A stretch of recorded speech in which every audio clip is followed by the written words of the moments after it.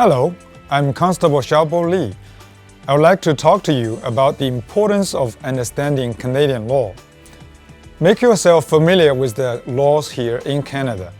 These laws include federal laws, such as the Criminal Code of Canada and the Controlled Drugs and Substances Act, provincial laws, including the Trespass to Private Property Act and the Highway Traffic Act, as well as city bylaws, such as noise violations and parking offenses. The laws here are very similar to most countries.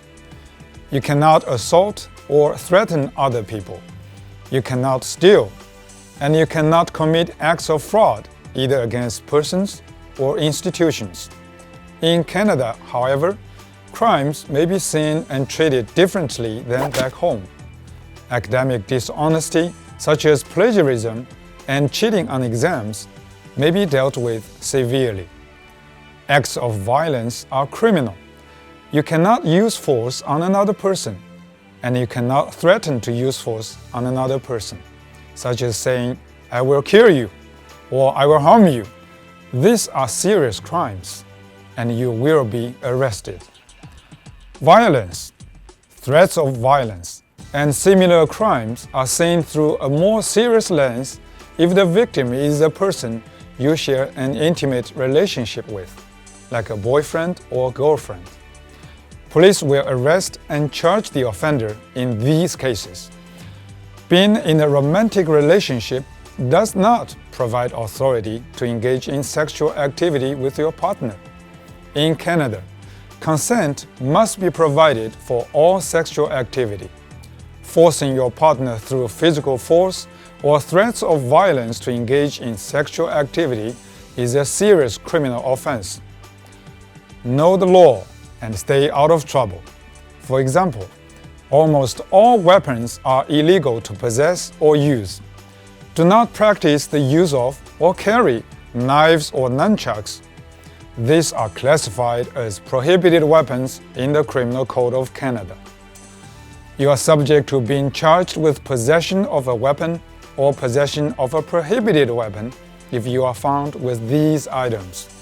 In Canada, we also have laws in relation to being on private property. Shopping malls and other privately owned properties, such as Canada's Wonderland, the Canadian National Exhibition, sports stadiums, as well as places like public transit systems, have rules which must be followed. Failing to follow these rules can result in security officers asking you to leave the property. Failing to do so can lead to arrest. The rules are generally very simple.